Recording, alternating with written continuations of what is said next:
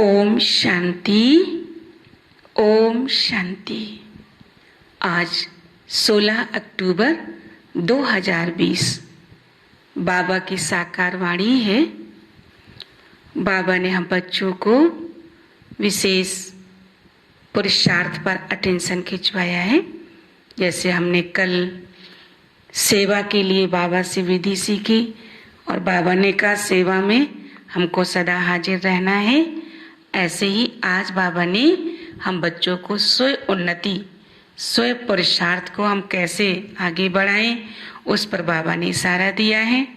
और उसके लिए बाबा ने कहा सबसे पहला मुख्य जो कमजोरी है वो है देह अभिमान। जहाँ देह अभिमान आता है तो हम पुरुषार्थ भी नहीं कर पाते हैं और देह अभिमान के कारण फिर हमारे अंदर बहुत सारी कमियां और कमजोरियां आने लगती हैं। तो बाबा ने आज यही हमको इशारा दिया है कि देही अभिमानी बनो। देह अभिमान एक बीमारी का रूप है। जैसे बीमार व्यक्ति कुछ कर नहीं पाता है, उसका उमंग उत्साह डाउन हो जाता है, कमजोर हो जाता है, ऐसे ही देह अभिमानी व्यक्ति का भी हाल होता है। तो बाबा रोज मुरली में हमें बच्चों को ये इशारा देते हैं कि जितना हो सके देही अभिमानी बनो, देह अभिमान को छोड़ो। तो हम आज बाबा के महावाक्य सुनते हैं। बाबा ने आज कहा है, मीठे बच्चे, तुम्हें संगम पर सेवा करके गायन लायक बनना है। फिर भविष्य में पुरुषोत्तम बनने से तो पूजा लायक बन सकोगे। माने ऐसे बाबा कहते पुरुषार्थ करो जो लोग तुम्हारा गायन करे, है ना। और जिनका यहाँ गायन है उनका भविष्य में पूजनीय भी है। प्रश्न है, कौन सी बीमारी जड़ से समाप्त हो तब बाप की दिल पर चढ़ सकेंगे। कौन सी बीमारी बाबा बताते हैं? एक ही बीमारी है ना। तो बीमारी है ना देह अभिमान की बीमारी। इसी देह अभिमान के कारण सभी विकारों ने महारोगी बनाया है। ये देह अभिमान समाप्त हो जाए तो तुम बाप की दिल पर चढ़ो। दूसरी पॉइंट है, दिल पर चढ़ना है तो विशाल बुद्धि बनो, ज्ञान चिता पर बैठो, रूहानी सेवा में लग जाओ और बाड़ी चलाने के साथ साथ बाप को अच्छी रीति याद करो। गीत बजा है, जाग सजनिया जाग, नवयुग आया सतयुग आया। ओम शांति। मीठे मीठे रूहानी बच्चों ने गीत सुना। रूहानी बाप ने इस साधारण पुराने तन द्वारा मुख से कहा। बाप कहते हैं, मुझे पुराने तन में पुरानी राजधानी में आना पड़ा। अभी ये रावण की राजधानी है। तन भी पराया है क्योंकि इस शरीर में तो पहले से ही आत्मा है। मैं पराये तन में प्रवेश करता हूँ। शिव बाबा किस तन में आए? प्रजापिता ब्रह्मा बाबा के तन में। अपना तन होता तो उसका नाम पड़ता। हमारा नाम बदलता नहीं है। मुझे फिर भी कहते हैं शिव बाबा। गीत तो बच्चे रोज सुनते हैं। नवयुग अर्थात नई दुनिया, सतयुग आया। रोज पहले ये अमृत वेले के टाइम बाबा ये गीत बजवाते थे। नवयुग आया सतयुग आया, जाग सजनिया जाग। तो बाबा ये गीत तो तुम रोज सुनते हो। अब किसको कहते हैं जागो? यहाँ जागने की बात कौन सी? आत्माओं को, क्योंकि आत्माएं घोर अंधेरे में सोई पड़ी हैं, कुछ भी समझ नहीं है, बाप को ही नहीं जानते। अब बाप जगाने आए हैं। अभी तुम बेहद के बाप को जानते हो। अभी हम सबका अमृत वेले का गीत कौन सा है? 3:30 बजे ब्राह्मणों के उठने का एक गीत है। अमृत वेला शुद्ध पवन है, मेरे लाडलो जागो। जब ये गीत नहीं था, इससे पहले बाबा ये गीत सुना बजता था बाबा के यज्ञ में, जाग सजनिया जाग। तो बाबा कहते हैं ना कि अभी तुम बेहद के बाप को जानते हो, उससे बेहद का सुख मिलना है। नए युग में। सतयुग को नया युग कहा जाता है ना। कलयुग को पुराना युग कहेंगे। विद्वान पंडित आदि कोई भी नहीं जानते। कोई से भी पूछो नया युग फिर पुराना कैसे होता है, तो कोई भी बता नहीं सकेंगे। कहेंगे ये तो लाखों वर्ष की बात है। अभी तुम जानते हो हम नए युग से फिर पुराने युग में कैसे आए हैं, अर्थात स्वर्गवासी से नरकवासी कैसे बने। मनुष्य तो कुछ भी नहीं जानते। जिनकी पूजा करते हैं उनकी बायोग्राफी को नहीं जानते। जैसे जगदम्बा की पूजा करते हैं, अब वह अम्बा कौन है जानते नहीं है।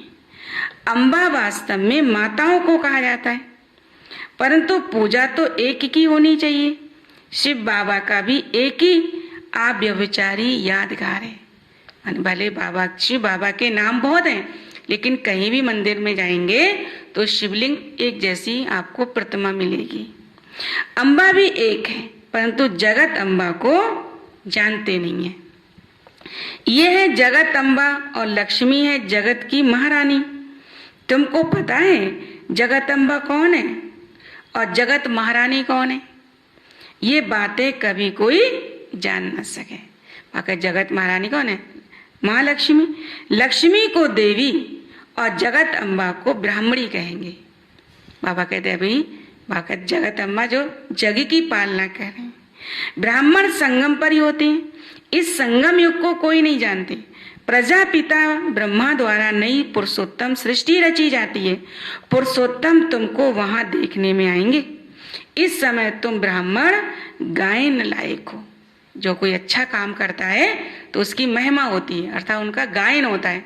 तो तुम बच्चे अभी ऐसा कार्य करते हो जो तुम्हारी सब महिमा करते हैं, तो तुम अभी गायन लायक हो, सेवा कर रहे हो, फिर तुम पूजा लायक बनोगे। ब्रह्मा को इतनी भुजाएं देते हैं तो अम्बा को क्यों नहीं देंगे? उनके भी तो सब बच्चे हैं ना। माँ बाप की ही प्रजापिता बनते हैं, बच्चों को प्रजापिता नहीं कहेंगे।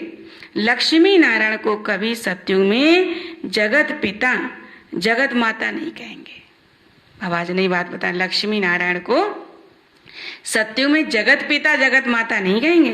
प्रजापिता का नाम वाला है तो जगत पिता और जगत माता एक ही है, संगम युग पर मिलते हैं।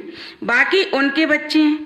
अजमेर में प्रजापिता ब्रह्मा के मंदिर में जाएंगे तो कहेंगे बाबा, क्योंकि है ही प्रजापिता। हद के पिताएं बच्चे पैदा करते हैं तो वो कौन ठहरे? हद के प्रजा है ना, प्रजापिता ठहरे। और यह है बेहद का जिसने सारी सृष्टि रची। तो शिव बाबा तो सब आत्माओं का बेहद का बाप है। ये भी तुम बच्चों को कंट्रास्ट लिखना है।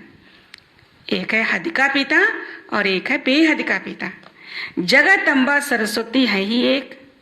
नाम कितने रख दिए? एक ही देवी के नाम कितने? दुर्गा, काली। अम्बा और बाबा के तुम सब बच्चे हो। ये रचना है ना। प्रजापिता ब्रह्मा की बेटी कौन है? सरस्वती। ब्रह्मा की बेटी सरस्वती, उनको अम्बा कहते हैं क्योंकि सरस्वती के द्वारा ही प्रजापिता ब्रह्मा ने सृष्टि की रचना रची। तो बाबा कहते इसलिए उनको अम्बा कहते। बाकी ये बच्चे और बच्चियां हैं सब एडॉप्टेड। उनके द्वारा भी कैसे रची? एडॉप्टेड रचना। इतने सब बच्चे कहाँ से आ सकते हैं? ये सब मुख वंशावली है। बाबा ने इतने सारे बच्चे कैसे रचे? ज्ञान के द्वारा। सरस्वती कौन है? ज्ञान की देवी। तो ज्ञान के द्वारा भगवान का बच्चा बनाया जिसको एडॉप्टेड बच्चे कहा और वो सृष्टि की श्रेष्ठ रचना बनी। बाबा कहते इसलिए मुख से स्त्री को क्रिएट किया तो रचता हो गया। कहते ये मेरी है, मैंने इनसे बच्चे पैदा किए। ये सब है एडॉप्शन। ये फिर ईश्वरीय मुख द्वारा रचना। जैसे दुनिया के अंदर सिस्टम है, ऐसे बाबा कहते आध्यात्मिक मार्ग में बाबा ने क्या कहा कि ज्ञान के द्वारा मुख वंशावली की रचना रची। आत्माएं तो है ही, उनको एडॉप्ट नहीं किया जाता। बाबा कहते हैं तुम आत्माएं सदैव मेरे बच्चे हो। फिर अभी मैं आकर प्रजापिता ब्रह्मा द्वारा बच्चों को एडॉप्ट करता हूँ। कितना स्पष्ट बाबा समझा रहे हैं कि आत्माएं तो है ही मेरे बच्चे, लेकिन मैं फिर ब्रह्मा के द्वारा एडॉप्ट करता हूँ। बच्चों आत्माओं को नहीं एडॉप्ट करते, बच्चे और बच्चियों को करते हैं। ये भी बड़ी सूक्ष्म समझने की बातें हैं। इन बातों को समझने से तुम ये लक्ष्मी नारायण बनते हो। कैसे बने ये हम समझा सकते हैं। क्या ऐसे कर्म करें, क्या ऐसे कर्म किए जो विश्व के मालिक बने। तुम प्रदर्शनी आदि में पूछ सकते हो, तुमको मालूम है इन्होंने स्वर्ग की राजधानी कैसे ली। इन्होंने लक्ष्मी नारायण, इन्होंने स्वर्ग की राजधानी कैसे ली। तुम्हारे में भी यथार्थ रीति हर कोई नहीं समझा सकते। जिनमें दैवी गुण होंगे, इस रूहानी सर्विस में लगे हुए होंगे, वो समझा सकते हैं। बाकी तो माया की बीमारी में फंसे रहते हैं। आज बाबा ने कौन सी बीमारी बताई? देह अभिमान की। तो अनेक प्रकार के रोग, एक बीमारी से क्या होता है? अनेक प्रकार के रोग हैं। देह अभिमान का भी रोग है। इन विकारों ने ही तुमको रोगी बनाया है। बाप कहते हैं मैं तुमको पवित्र देवता बनाता हूं, सर्वगुण संपन्न, 16 कला संपूर्ण। पवित्र थे, अभी पतित बन गए हो। बेहद का बाप ऐसे कहेंगे, इसमें निंदा की बात नहीं, ये ज्ञान की बात है, समझने की बात है, निंदा की बात नहीं। भारतवासियों को बेहद का बाप कहते हैं। मैं यहाँ भारत में आता हूँ। भारत की महिमा तो अपरम अपार है। यहाँ आकर नर्क को स्वर्ग बनाते हैं, सबको शांति देते हैं।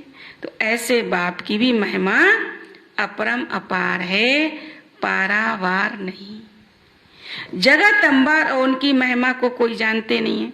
इनका भी कंट्रास्ट तुम बता सकते हो। ये जगत अम्बा की बायोग्राफी और ये लक्ष्मी की बायोग्राफी। जगत अम्बा संगम पर कहलाई और लक्ष्मी सत्युग में कहलाई। वही जगत अम्बा फिर लक्ष्मी बनती है। फिर लक्ष्मी 184 जन्म के बाद जगत अम्बा होगी। चित्र भी अलग अलग रखने चाहिए। दिखाते हैं लक्ष्मी को कलश मिला, फिर लक्ष्मी फिर संगम पर कहां से आई? वह तो सत्युग में हुई है। तो ये सब बातें बाप समझाते हैं। चित्र बनाने के ऊपर जो मुकर्रर हैं, उनको विचार सागर मंथन करना चाहिए। फिर सहज हो, समझाना सहज होगा। इतनी विशाल बुद्धि चाहिए, तब दिल पर चढ़े। जब बाबा को अच्छी रीति याद करेंगे, ज्ञान चिता पर बैठेंगे, तब तो दिल पर चढ़ेंगे। वो भी किसके दिल पर? भगवान के दिल पर। बाबा ने जो अच्छे काम करेंगे, आज्ञाकारी बनेंगे, तो दिल पर चढ़ेंगे। ऐसे नहीं जो बहुत अच्छी वाणी चलाते हैं वो दिल पर चढ़ते हैं, नहीं। बाप कहते हैं दिल पर अंत में चढ़ेंगे, नंबरवार पुरुषार्थ अनुसार, जब देह अभिमान खत्म हो जाएगा।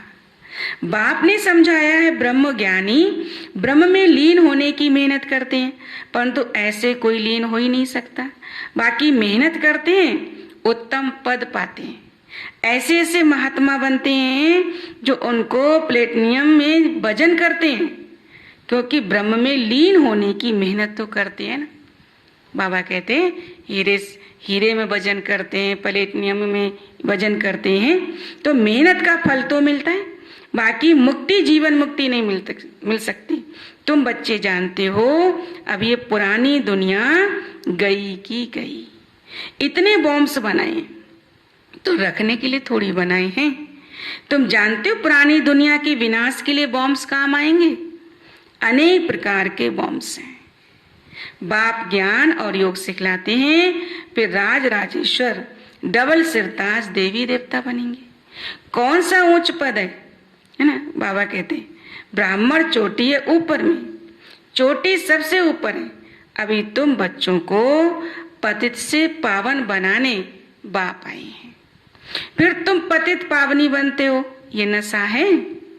कहते बाबा हमें पावन बनाते तो हम दूसरों को बनाते, तो क्या हो गए? पतित पावनी। तो ये नशा है, हम सबको पावन बनाए ना, राज राजेश्वर बना रहे हैं। नशा हो तो खुशी भी रहे। अपनी दिल से पूछो, कितनों को आप समान बनाते हैं? प्रजापिता ब्रह्मा और जगत अम्बा दोनों एक जैसे हैं। ब्राह्मणों की रचना रचते हैं, शूद्र से ब्राह्मण बनने की युक्ति बाप ही बतलाते हैं। ये कोई शास्त्रों में नहीं है। यह है गीता का युग।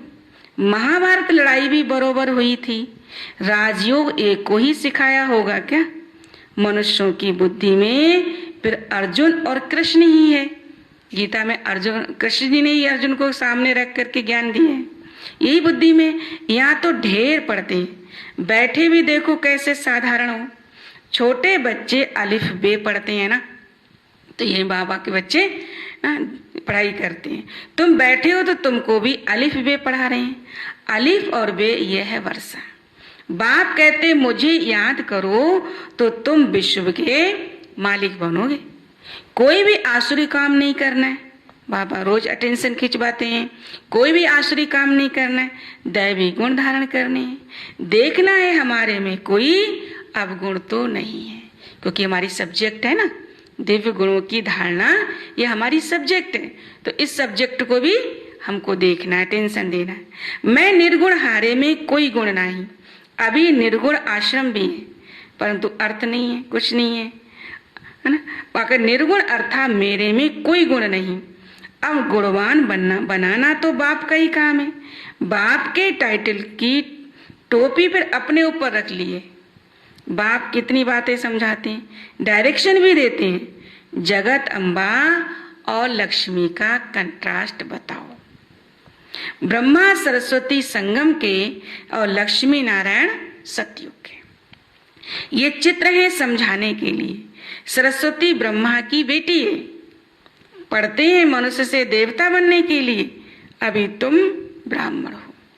सतयुगी देवता भी मनुष्य ही हैं, परंतु उनको देवता कहते हैं। मनुष्य कहने से उनकी ऐसे इंसल्ट हो जाती है, इसलिए दैवी देवता भगवान भगवती कह देते हैं, है ना। देवी देवताओं को भगवान भगवती भी कह देते हैं। अगर राजा रानी को भगवान भगवती कहें तो फिर प्रजा को भी कहना पड़े, इसलिए देवी देवता कहा जाता है। त्रिमूर्ति का चित्र भी है। सतयुग में इतने थोड़े मनुष्य और कलयुग में बाबा कहते इतने बहुत मनुष्य हैं, तो कैसे समझाएं? इसके लिए फिर गोला भी जरूर चाहिए। हमारे चित्र है ना समझाने के लिए, तो बाबा कहते एक एक चित्र पर अलग अलग समझानी, इसलिए 7 दिन चित्र के द्वारा समझाया जाता है। प्रदर्शनी में इतने सबको बुलाते हैं। कस्टम है ना, कलेक्टर को भी, कस्टम कलेक्टर को भी तो कभी कोई ने निमंत्रण नहीं दिया है। बाबा कहते ऐसे वीआईपीज को भी, कस्टम वालों को, कलेक्टर को बुलाना चाहिए। तो ऐसे ऐसे विचार चलाने पड़े, इसमें बड़ी विशाल बुद्धि चाहिए। बाप का जो रिगार्ड तो रखना चाहिए ना। हुसैन के घोड़े को कितना सजाते हैं, पटका कितना छोटा होता है, घोड़ा कितना बड़ा होता है। आत्मा भी इतनी छोटी बिंदी है, उनका श्रृंगार कितना बड़ा है। यह अकाल मूर्त का तखत है ना। सर्वव्यापी की बात नहीं गीता में उठाइए, सर्वव्यापी की बात भी गीता से, हाँ सर्वव्यापी की बात गीता से उठाइए। बाप कहते हैं मैं आत्माओं को राजयोग सिखलाता हूँ, फिर सर्वव्यापी कैसे होंगे? जब भगवान स्वयं तन में आकर ज्ञान देता तो वो पहले से नहीं है, सर्वव्यापी कैसे हो सकता है? बाप टीचर गुरु सर्वव्यापी कैसे होंगे, है ना। बाप कहते हैं मैं तो तुम्हारा बाप हूँ, फिर ज्ञान सागर हूँ। तुमको बेहद की हिस्ट्री ज्योग्राफी समझने से, है ना, बाकर बेहद का राज मिल जाएगा। दैवी गुण भी धारण करने चाहिए। माया एकदम नाक से पकड़ लेती है, चलन गंदी हो पड़ती है, फिर लिखते हैं ऐसी ऐसी भूल हो गई। हमने काला मुंह कर लिया। यहाँ तो पवित्रता सिखाई जाती है, फिर अगर कोई गिरेंगे भी तो उसमें बाप क्या कर सकते हैं? बाबा तो अच्छी शिक्षा देते हैं। बाबा कहते बच्चे नहीं करते हैं तो क्या कर सकते हैं? घर में कोई बच्चा गंदा हो पड़ता है, काला मुंह कर देता है, तो बाप कहते हैं तुम तो मर जाते तो अच्छा है। बेहद का बाप बल ड्रामा को जानते हैं, फिर भी कहेंगे तो सही ना। कि अच्छा बनो, आगे बढ़ो, तुम औरों को शिक्षा देकर खुद गिरते हो तो 1000 गुना पाप चढ़ जाता है। कहते माया ने थप्पड़ मार दिया, माया ऐसा घूंसा मारती है जो एकदम अकल ही गुम कर देती है। ये माया ना बुद्धि से पाकर उस समय भूल जाते हैं हम क्या कर रहे हैं। बाप समझाते रहते हैं, आंखें बड़ी धोखेबाज हैं, कभी भी कोई विकर्म नहीं करना है। तूफान तो बहुत आएंगे क्योंकि युद्ध के मैदान में हो ना, पता भी नहीं पड़ता कि क्या होगा, माया झट थप्पड़ लगा देती है। अभी तुम कितने समझदार बनते हो, आत्मा ही समझदार बनती है ना, आत्मा ही बेसमझ थी, अब बाप समझदार बनाते हैं, परंतु देह अभिमान में है। समझ तो मिलती बाबा की, परंतु देह अभिमान में समझते नहीं कि हम आत्मा है। बाप हम आत्माओं को पढ़ाते हैं, हम आत्मा इन कानों से सुन रही हैं। अब बाप कहते हैं कोई विकार की बात इन कानों से ना सुनो। बाप तुम्हें विश्व का मालिक बनाते हैं, मंजिल बहुत बड़ी है, मौत जब नजदीक आएगा तो फिर तुमको डर लगेगा। पापा कहते ऐसी सीन आएंगी, फिर क्या होगा, डर लगेगा। मनुष्य को मरने के समय मित्र संबंध आदि कहते हैं ना, भगवान को याद करो या कोई अपने गुरु आदि को याद करेंगे, देहधारी को याद करना सिखलाते हैं। बाबा तो कहते हैं माम एकम याद करो, शिव बाबा को याद करो। ये तो तुम बच्चों की बुद्धि में है, बाप फरमान करते हैं ना माम एकम याद करो, देहधारियों को याद नहीं करना है। माँ बाप भी देहधारी है ना, मैं तो विचित्र हूँ, विदेही हूँ, इसमें बैठ तुमको ज्ञान देता हूँ। तुम अभी ज्ञान और योग सीखते हो, तुम कहते हो ज्ञान सागर बाप द्वारा हम ज्ञान सीख रहे हैं। राज राजेश्वरी बनने के लिए ज्ञान सागर ज्ञान भी सिखलाते हैं और राजयोग भी सिखलाते हैं। अच्छा, मीठे मीठे सिखिला दे बच्चों प्रति माता पिता बाप दादा का याद प्यार और गुड मॉर्निंग। रूहानी बाप की रूहानी बच्चों को नमस्ते। हम रूहानी बच्चों की रूहानी बाप दादा को नमस्ते नमस्ते। धारणा के लिए मुख्य सार है, तो बाबा के मुख्य पॉइंट, फर्स्ट पॉइंट है समझदार बन माया के तूफानों से कभी हार नहीं खाना है। क्योंकि मन में संकल्प विकल्प आते हैं, लेकिन बाबा की हमेशा आज्ञा सामने रख करके उन तूफानों को शांत करना है, हार नहीं खाना। आंखें धोखा देती हैं, इसलिए अपनी संभाल करनी है। कोई भी विकारी बातें इन कानों से नहीं सुननी है। सेकंड पॉइंट है अपनी दिल से पूछना है कि हम कितनों को आप समान बनाते हैं। मास्टर पतित पावनी बन सबको पावन राज राजेश्वर बनाने की सेवा कर रहे हैं। अब कहते देखो अपने आप को, हमारे में कोई अवगुण तो नहीं है, दैवी गुण कहाँ तक धारण किए हैं। ये बाबा की आज्ञा है। बाबा कहते देखो अपने आप में चेक करो, हम ऐसा आज्ञा मान करके चल रहे हैं। वरदान है सभी को ठिकाना देने वाले, रहम दिल बाप के बच्चे रहम दिल भव। सभी को ठिकाना देने वाले रहम दिल बाप के बच्चे रहम दिल भव। स्पष्टीकरण है रहम दिल बाप के रहम दिल बच्चे किसी को भी भिखारी के रूप में देखेंगे तो उन्हें रहम आएगा कि इन आत्मा को भी ठिकाना मिल जाए, इसका भी कल्याण हो जाए। उनके संपर्क में जो भी आएगा उसे बाप का परिचय जरूर देंगे। जैसे कोई घर में आता है तो पहले उसे पानी पूछा जाता है, ऐसे ही चला जाए तो बुरा समझते हैं। ऐसे जो भी संपर्क में आता है उसे बाप के परिचय का पानी जरूर पूछो। अर्थात दाता के बच्चे बनकर कुछ ना कुछ दो ताकि उसे भी ठिकाना मिल जाए। आज बाबा ने नई बात बताई कि कोई भी आए तो हम पानी के साथ साथ, जलपान के साथ साथ उसे बाबा का परिचय जरूर दें, क्योंकि जिस ज्ञान में हम चल रहे हैं हमें उन्हें जरूर बताना चाहिए। तो बाबा कहते ऐसे नहीं, फिर उन्हें लगेगा कि इन्होंने तो हमें कुछ भी बताया नहीं। तो ये भी सेवा है। स्लोगन है, यथार्थ वैराग्य वृत्ति का सहज अर्थ है जितना न्यारा उतना प्यारा। वैराग्य किसे कहेंगे ना? वैराग्य, यथार्थ वैराग्य वृत्ति का सहज अर्थ है जितना न्यारा उतना प्यारा। ओम शांति। शुक्रिया बाबा, शुक्रिया।